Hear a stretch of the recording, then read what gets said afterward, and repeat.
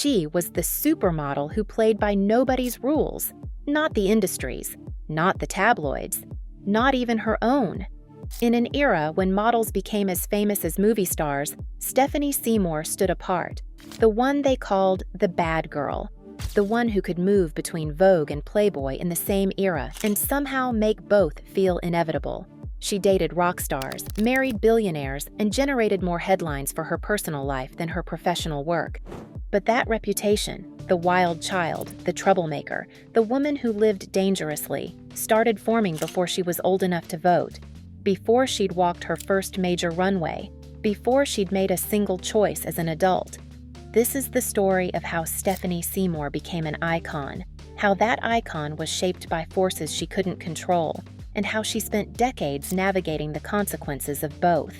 It's a story about exploitation and opportunity, chaos and resilience, and what happens when a woman refuses to be contained by any single narrative, including the one written for her when she was still a teenager. Stephanie Michelle Seymour was born on July 23, 1968, in San Diego, California. Her father worked in real estate development. Her mother was a hairstylist. Before any of the fame, her world looked ordinary: school, home, routine. The kind of start that rarely ends up on magazine covers. That changed when she turned 14. Tall, striking, impossible to ignore. Seymour entered Elite's Look of the Year competition in 1983. She didn't win, but the contest introduced her to someone who would alter the trajectory of her life. John Casablancas, the founder of Elite and one of the most powerful men in the modeling industry. Casablancas held the kind of power teenagers don't know how to measure. In modeling, he functioned less like a contact and more like the person who controlled access. He was in his early 40s when he became involved with a teenager whose career he could shape or shut down. Years later, he spoke about her in sexualized terms that blurred girlhood and adulthood, language that underlines the imbalance more than any headline ever could. The industry called it romance. Fashion whispered about it like it was inevitable. But the basic facts were stark. A powerful agency founder pursuing a very young model in a business where access and approval decide your future. Their relationship became an open secret, and it also became part of her public identity before her professional identity had even fully formed. That's the trap of being famous too young. People narrate you before you've had time to become yourself. Stephanie stayed in the relationship for roughly 2 years. By 17, she began pulling away, building her own career, establishing independence. She eventually moved out and ended things. The core reality doesn't change.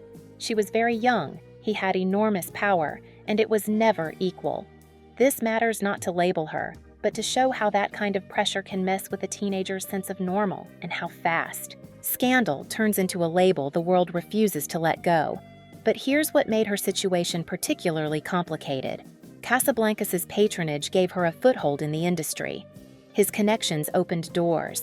The relationship that exploited her also launched her. By the late 1980s, Stephanie Seymour's career was ascending rapidly, built on genuine talent, relentless work, and exposure that came at a cost she was too young to fully understand. The bad girl label that would follow her for decades? It started here. Before she was famous for her work, she was famous for scandal. The tabloid identity preceded the professional one, and once that narrative attached itself to her, it proved nearly impossible to shake. Free from the Casablancas relationship, Stephanie Seymour proved something important. She became more than a scandal. She was genuinely, undeniably talented. By the late 1980s and early 1990s, she had joined the most exclusive tier of the modeling world. Her peers were Cindy Crawford, Naomi Campbell, Linda Evangelista, Christy Turlington, the original supermodels, women whose faces launched magazines and defined an era. Stephanie belonged among them. What set her apart was her refusal to pick a lane. The fashion industry operated on hierarchies. High fashion was one world. Commercial work was another. The two weren't supposed to mix. A serious model didn't do certain things if she wanted to be taken seriously. Stephanie ignored all of that, and the timing mattered. The late 80s and early 90s were when models stopped being anonymous clothes hangers and started becoming public figures with recognizable names. Stephanie understood that visibility could be leverage. If one corner of the industry tried to box her in, she'd step into another and make the contradiction work for her. She graced the cover of Vogue. She walked the most prestigious runways in Paris and Milan. She became one of the primary faces of Victoria's Secret during the brand's early expansion, helping establish its catalogs and boutiques as cultural fixtures. She appeared repeatedly in the Sports Illustrated swimsuit issue, and she posed for Playboy twice. For most models, any one of those paths would have been a career. Stephanie pursued all of them simultaneously. The industry didn't know what to do with someone who moved so fluidly between worlds that were supposed to be separate, so they booked her anyway. Her appeal was difficult to categorize. She could be sultry or sophisticated depending on what the photographer needed. Curvaceous but statuesque, confident in a way that read as dangerous. Vogue later described her as someone who could seamlessly inhabit the role of high-fashion muse while also being a pinup who drove tabloids wild. Both descriptions were accurate. Neither was complete. The commercial success was undeniable. The critical respect was real. But the bad girl reputation lingered, fed by her willingness to do work that other high-fashion models avoided. Every Playboy cover, every lingerie catalog, every swimsuit spread reinforced the narrative that had formed around her before she'd made any of those choices as an adult. Stephanie Seymour became one of the most in-demand supermodels in the world. She also became someone the industry couldn't quite decide how to classify. Maybe not every powerful man in fashion treated young models as commodities. Azzedine Alaïa proved that. The Tunisian-born designer discovered Stephanie when she was 14 or 15 years old. He saw beauty and potential immediately. He took her under his wing in a way that looked nothing like exploitation. She called him Papa. He considered her a muse. One of her early runway shows Stephanie ever walked was for Alaïa. She was terrified, unpolished, completely unprepared for the pressure. Halfway down the catwalk, she found herself muttering aloud, "I can't believe I'm doing this." She was moving too fast, practically running, prompting photographers to call out for her to slow down. It was, by any objective measure, a disaster. He kept bringing her back. He backed her when she was still raw, and he stayed in her world long after the runway years cooled. Their bond wasn't just fashion lore. Seymour remains tied to his legacy through the circle of art and design, connected to the Fondation Azzedine Alaïa in Paris. What made Alaïa different was consistency. He didn't treat her as disposable, and he didn't drop her the moment the industry moved on to someone newer. He encouraged other designers to book her, defended her when she was still learning, and remained in her corner for decades. That mentorship doesn't erase what happened with Casablancas. It does show the industry's split reality. The same world that can exploit a teenager can also shelter her depending on who's holding the power. Stephanie learned early that attention isn't always the same thing, and survival often comes down to knowing the difference. In mid-1991, at the height of her modeling fame, Stephanie Seymour crossed paths with someone who matched her for intensity and reputation. Axl Rose, the mercurial lead singer of Guns N' Roses. They met on a video set. Stephanie had been cast as Axl's love interest in the music videos for Don't Cry and November Rain, the latter an epic production that featured her as a bride. She was 22. Guns N' Roses was one of the biggest rock bands in the world. The pairing made a certain kind of sense. The Supermodel and the Rockstar, two people famous for living loudly. Fiction became reality. They began dating. The relationship moved fast, as these things tend to do when both parties are accustomed to excess. By early 1992, they were one of the most talked about couples in entertainment. They appeared together at concerts and industry events. They got engaged. For Stephanie, the relationship reinforced everything the tabloids already believed about her. She was the bad girl, supermodel, comfortable in the wild company of rock stars, unafraid of the chaos that came with that world. The image fit too neatly to question. Behind the glamour, the relationship was volatile. Two famous people with big personalities and no real buffer. What's clearest publicly is what came after. In 1993, Rose sued Seymour over an alleged incident and asked for the return of jewelry reported to be worth more than $100,000. Seymour filed her own legal action accusing him of battery. Neither case ended with a verdict. Both were withdrawn before trial, leaving the public with headlines instead of answers. And the public took it the way the public always does, as confirmation of the version of her they already believed. Supermodel meets Rockstar, the music video becomes real life, the romance turns into litigation. Even when the legal noise fades, the archetype sticks, and in Stephanie Seymour's case, it was always waiting for her. Even before the legal battles with Axl Rose had concluded, Stephanie's personal life had already taken another dramatic turn. In 1993, she began dating Peter Brandt. He was a publisher, art collector, and polo-playing business magnate. He was also 23 years her senior, and he was married with 5 children. The relationship sparked its own controversy, another powerful older man, another situation involving infidelity. The pattern was hard to ignore, even if the circumstances differed. Brandt's name appeared frequently in society pages. His world was old money, art collections, Connecticut estates, a far cry from rock and roll chaos. In December 1993, Stephanie gave birth to her first child with Brandt, a son named Peter Brandt II. The timing was striking. She had ended things with Axl in February. By December, she was a mother. Her life moved at a pace that seemed designed to outrun scrutiny. Once Brandt's divorce was finalized, he and Stephanie married in July 1995 in Paris. Harry followed in 1996, and Lily arrived in 2004, and suddenly the story moved from backstage chaos to family logistics, just on an extreme scale. Vanity Fair later described White Birch Farm in Greenwich, the kind of property that comes with art world gravity and polo world rules. For Stephanie, that environment read as stability, fewer headlines, more home, and a version of herself that didn't have to perform bad girl on command. The stability proved more complicated than it appeared. In March 2009, after nearly 14 years of marriage, Stephanie filed for divorce from Peter Brandt. What followed was one of the most contentious high-profile divorces in recent memory. When the marriage cracked in 2009, the fight that followed wasn't small or private. Reporting at the time described a bitter battle complicated by the size of Brandt's fortune and a custody fight that pulled their children into the story.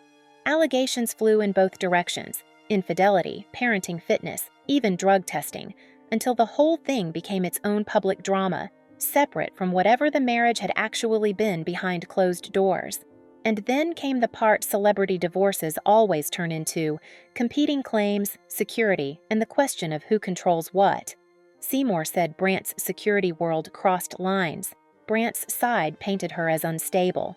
It was messy enough that even years later, the details are remembered less as facts than as the feeling of a rich, powerful marriage collapsing in public. Exactly the kind of chaos her name always seemed to attract, whether she invited it or not. Then, in mid-2010, something unexpected happened.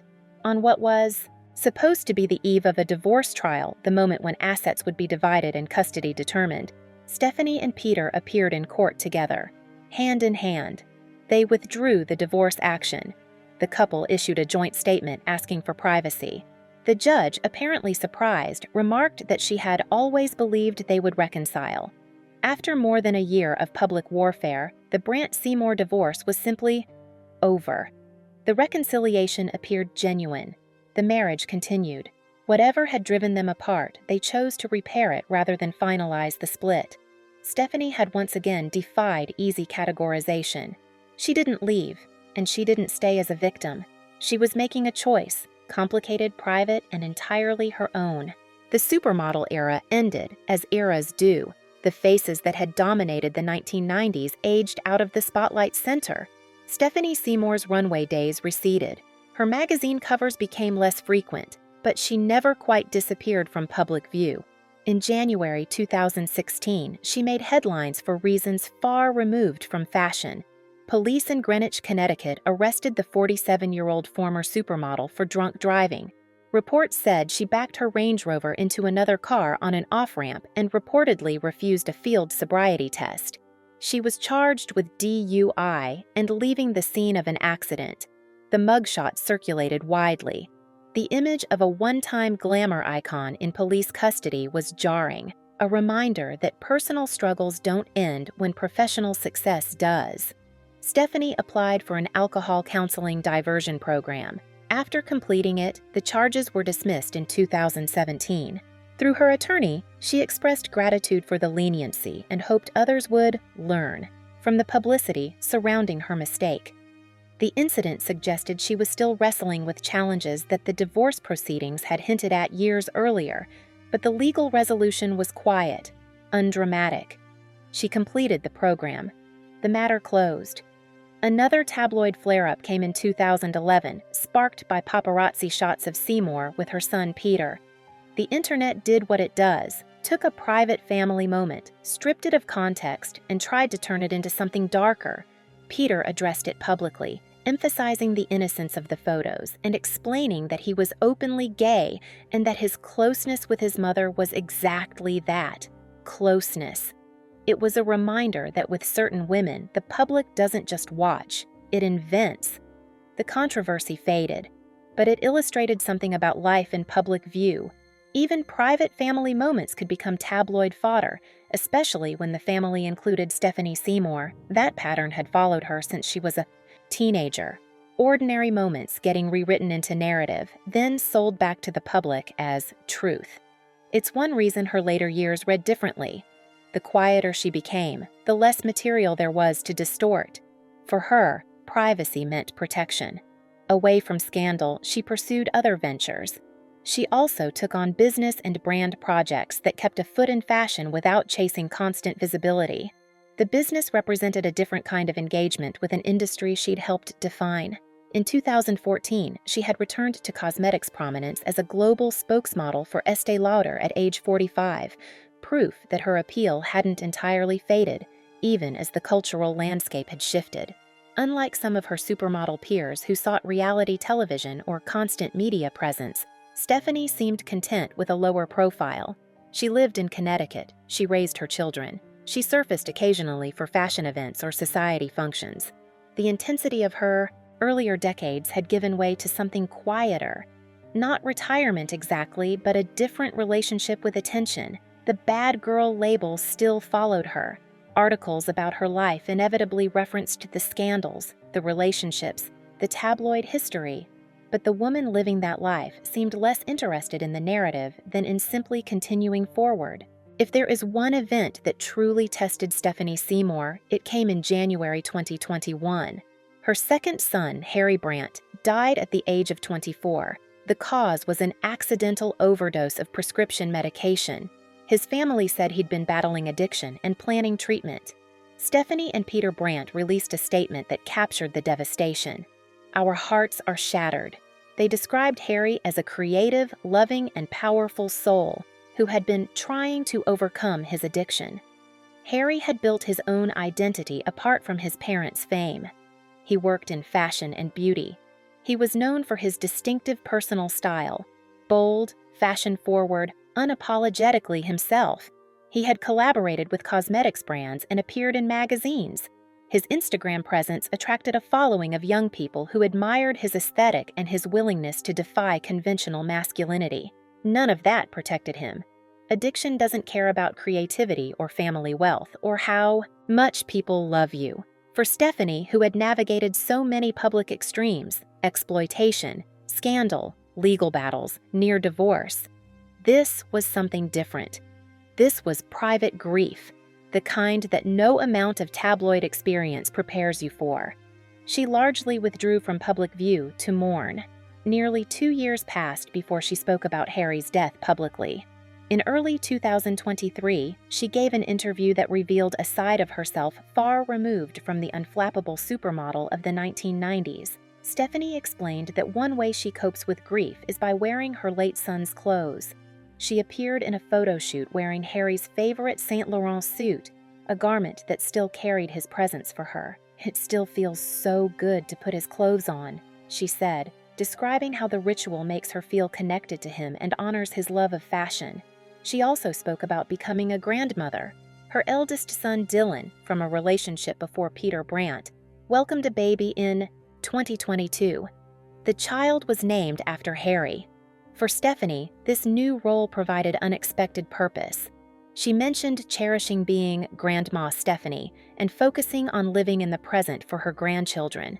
The woman speaking in that interview bore little resemblance to the tabloid figure of decades past. The fierceness remained, but it had transformed. She wasn't fighting lawsuits or navigating scandals. She was surviving the worst loss a parent can experience and finding ways to continue. The bad girl narrative, the one that had attached itself to her since adolescence, dissolved entirely in this context. What remained was simply a mother grieving her child. So what really happened to Stephanie Seymour? She was exploited as a teenager by a man with power over her career. She built that career anyway, becoming one of the most commercially successful and versatile supermodels of her generation. She found a mentor who believed in her genuinely. She fell in love with a rock star and emerged from that relationship through lawsuits and tabloid warfare. She married a billionaire, had children, nearly divorced, and then chose to stay. She made mistakes publicly, faced consequences publicly, and continued forward. She lost a child. Through all of it, she made choices. Some were bold, some were messy, some were self-destructive. All of them were made within a system that had limited her options from the moment a man in his early 40s decided a 15-year-old girl was captivating. Her legacy in fashion is secure. She belongs to the original supermodel era, that brief window when models achieved celebrity status previously reserved for actresses and musicians. Her work with photographers and designers defined a visual vocabulary that still influences fashion imagery. Younger generations discover her through archives and social media, through the November Rain video, through retrospectives on an era that feels increasingly distant. But Stephanie Seymour was never just a face or a body or a scandal. She was someone who refused containment by the industry that tried to define her, by the tabloids that tried to reduce her, by the men who tried to possess her, by the narratives that tried to explain her. The bad girl label followed her for decades. It started before she was old enough to make adult decisions and persisted long after she had become a mother, a grandmother, a woman in her 50s. Labels like that tend to stick. They're convenient. They simplify complicated people into manageable stories. What really happened to Stephanie Seymour is that she lived boldly, messily, authentically. She survived the chaos she helped create and the chaos that was imposed on her. She kept going when easier paths were available.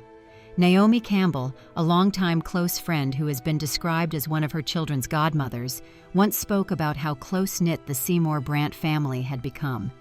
It's a detail that says something about the woman beyond the headlines, someone who built lasting relationships, who inspired loyalty, who mattered to people in ways that tabloids never captured.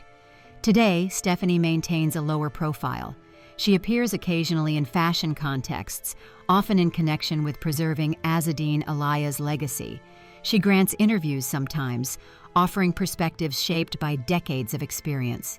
She seems less interested in her own mythology than in the life happening around her: grandchildren, foundation work, the daily practice of continuing. The fierce, complicated icon remains, but the complications have evolved. The fierceness serves different purposes now. She was a muse, a pinup, a tabloid fixture, a wife, a mother, a grandmother. She was the woman who wouldn't pick a lane and the woman who couldn't escape her own reputation. She was Stephanie Seymour. She still is. And what really happened to her is what happens to anyone who lives long enough and honestly enough: everything, all of it. The heights and the depths and the long stretches in between. There's a photograph from early 2023. Stephanie Seymour, wearing her son's suit, looking directly at the camera. No scandal, no tabloid angle, nothing to decode, just a woman in her mid-50s, wrapped in something that still holds a presence, facing whatever comes next. The world that turned her into a headline has changed. Fashion moved on, celebrity culture mutated.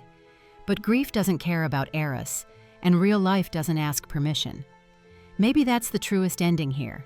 Not a final scandal, not a final comeback, just a life that kept going, even after the worst thing happened.